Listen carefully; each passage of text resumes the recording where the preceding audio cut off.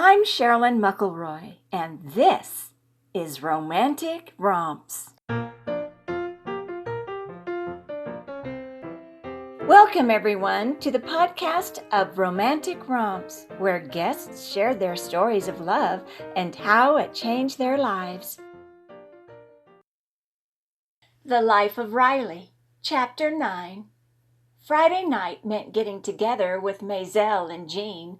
Shortly after we moved into our home, Sherman and I hit it off with our neighbors across the street and had become instant friends. We loved this couple because they dragged us into a world of making the most mundane activity into something extraordinary. Tonight, we had intended to go to the racetrack and place bets on a couple of horses. But Mother Nature was of a different mind. To prevent us from winning our way to retirement, the goddess of weather decided we needed to stay home. To ensure that, she opened the skies and released a deluge that flooded the track, causing cancellation of all the scheduled races for the next 3 days.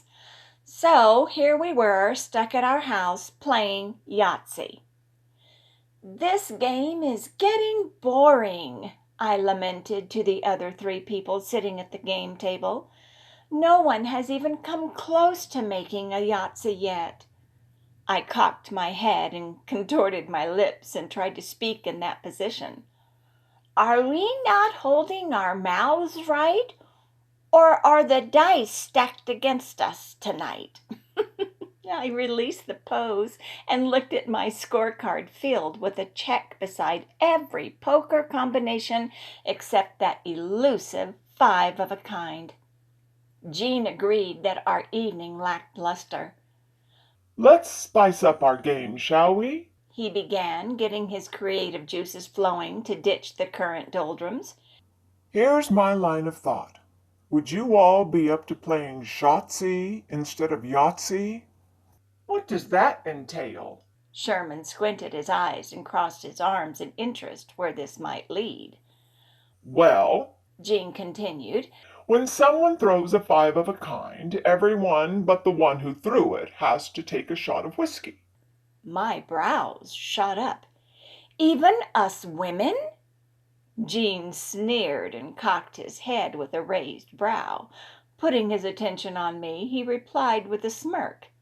"Yes, Riley, even you and Maisel. Don't you think you can handle it?" The gauntlet fell at my feet, and I snatched it up. An inner brilliance flashed through my eyes, displaying my scrappy side. "Without a doubt in my mind," I addressed his ridiculous question. "Anything men can do, women can do better." Was I kidding myself? Absolutely, but I'd never back down from such a challenge. To begin this new round of play, I brought in a bottle of Canadian Club whiskey and 4 shot glasses. 10 minutes in, Jean threw the first Shotsy. Really? Did it take whiskey for the Yahtzee gods to take notice? Having the honor, he filled everyone's jigger and applauded as we drank.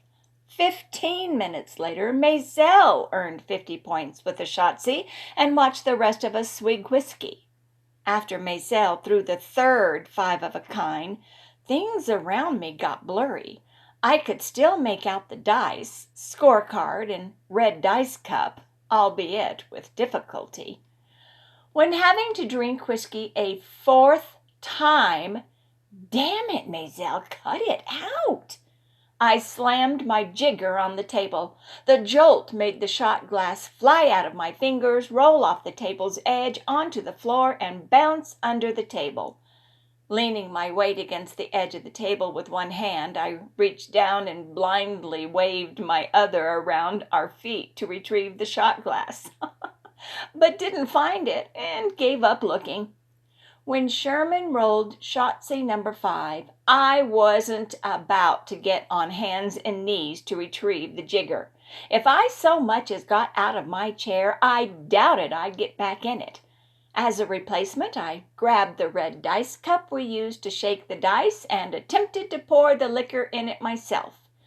Inebriated to the point of dizziness, I spilled liquor on the table, but managed to wave the bottle over the cup enough to get some in. "Cheers!" I slurred, waving the red cup in the air. Down the hatch. I followed suit by falling right off the chair, shoulder first, onto the floor and into a nebulous darkness. Good morning, sweetheart. My husband hummed in my ear. It's time to rise and shine, Ola.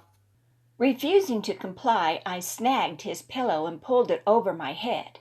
That was his signal to leave me alone so I could nurse the worst hangover known to mankind. But Sherman would have none of that. He knelt on the mattress and cuddled up beside me. "Oh, no, you don't," I said through the satin-covered goose-feather pillow. "There will be no sex from me right now, so you can forget it, Buster."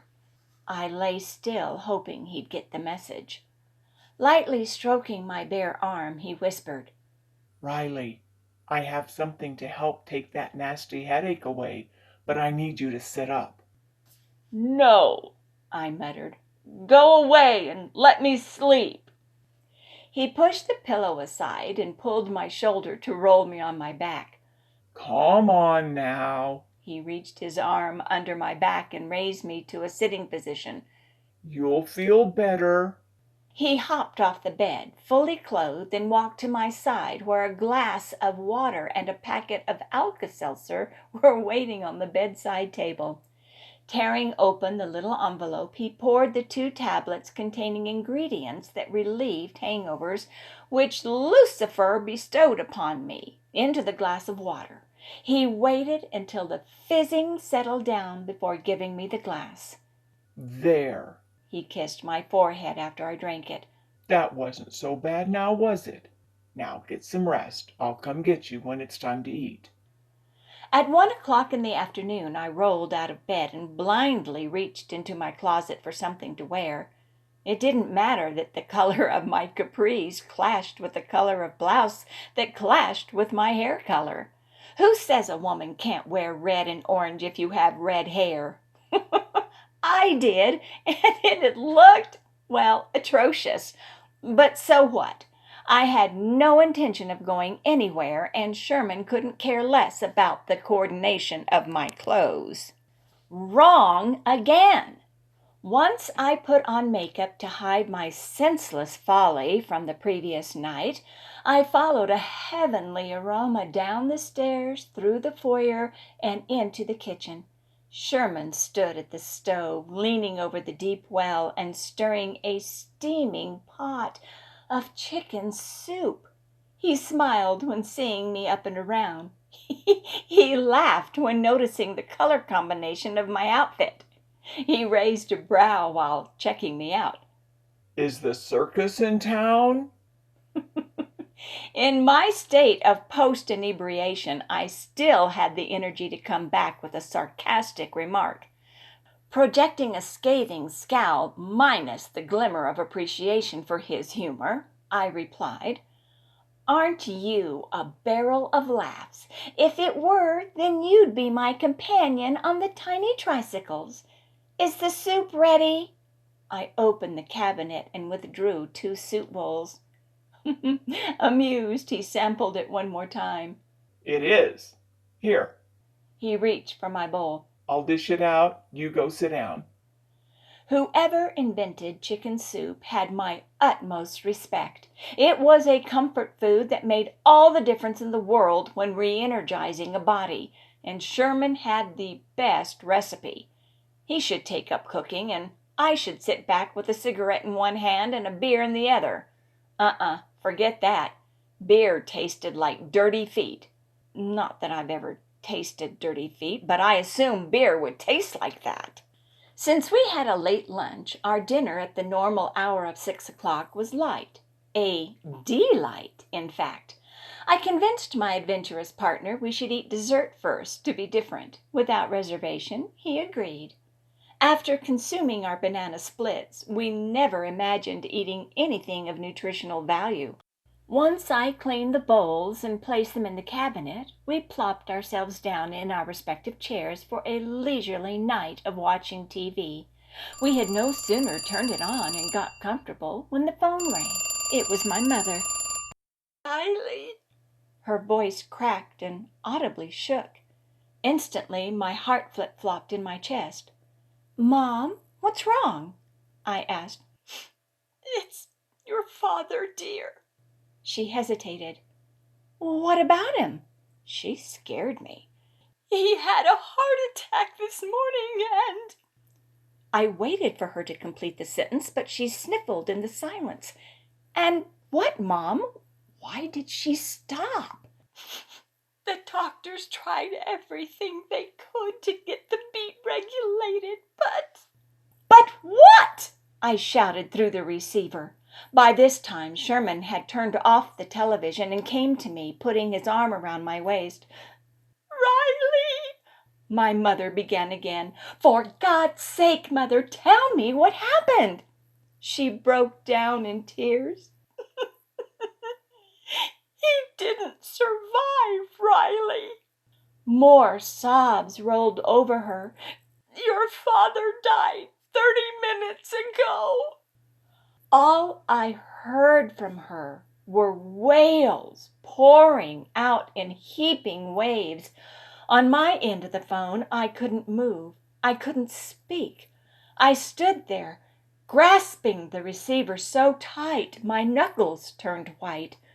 Sherman pried the receiver out of my hand and took over the conversation with my mother. Tears should have spilled their sadness down my face, but they didn't. Not one teardrop fell, and it baffled me why. My parents and I had always been close, so news like this should have reduced me to a bowl of melted wax. Could past experiences have caused a callous interior to adhere itself within the recesses of my heart that kept me from crying? To illustrate, when my mother found a lump in her breast several years back and the doctors discovered it was malignant, I held my father's hand at the hospital during her operation for a radical mastectomy. After she came home, I stayed at their house an additional 2 weeks to help them both. And when my father had a severe case of influenza 3 years ago, I helped her nurse him back to health. Last year, when they came back from traveling out of the country and my father developed some strange lung disease, I again lent my comfort and support. Those were instances where my parents lived and continued to do so. Now, one of them passed over life's threshold. So why in the hell was I not a blubbering mess? When Sherman hung up the phone with my mother, he saw I hadn't moved an inch. Wrapping his arms around me in a warm embrace, he tried to console the stone statue I had become. My arms dangled at my side, and my breathing barely existed. Releasing me, he walked me to the couch and urged me to sit down. "Riley, He looked me square in the eyes that looked void of consciousness. Riley." He repeated, gently shaking my arm to snap me out of this stupor. With hands in my lap and shoulders drooped, my gaze went blank. "My father is dead," I muttered in a state of shock. "He died while we were eating banana splits." A pool of liquid collected in my lower lids, waiting for permission to pour over the edge. In a flat, monotone voice, I continued. "We enjoyed ourselves while my father drew his last breath." He handed me a tissue, but I didn't take it. Cocking my head, I focused on his face. "I wasn't there when he died." I gazed then at the floor with an empty stare. Why didn't my mother call me sooner? I could have made the trip to be with him, but she didn't call me. With a slack expression and dull, wet eyes, I beseeched him in soft tones. "Why didn't she call me, Sherman?" Only then did I allow the avalanche of tears to yield.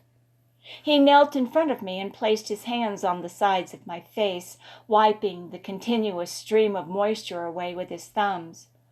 I don't know, sweetheart. Maybe she thought he'd get better. Maybe she didn't have enough time before. He stopped, which brought my attention to order. My emotions spun on a dime. A sudden rise of anger coursed through my veins. Not able to take in enough air from the weight bearing down upon me, my nostrils flared, my lungs filled, and my eyes practically bulged out of my head. Before what? I demanded.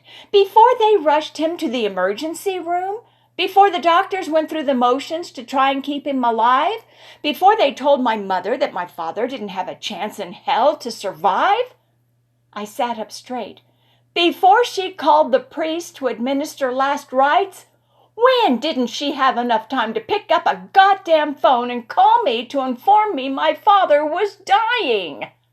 I flew off the couch, nearly knocking him over. With my hands balled into fists, I stood erect in the middle of the room like a proud bull waiting for the matador to finish it off. Pain washed over me. Me! I didn't even consider what my mother experienced. It was all about me and how I suffered from hearing this devastating news. I needed to escape, to go somewhere where the subject of death did not exist. I grabbed the keys to Bluebell from the basket on the kitchen counter. I snatched my purse off the settee in the foyer and fled to my car parked on the lower half of the driveway. Sherman ran after me. Riley, wait! He yelled, but I didn't stop. Once in my car, I smashed into the bumper of his that sat at the curb as I backed out of the driveway. Squealing the tires, I sped toward the intersection. In my rearview mirror, I saw him run back into the house. I could tell he intended to follow me, but with the sun about to go down, he would be hard-pressed to do it. I drove fast on any given day, but tonight, my speed would increase to the point no one could catch me.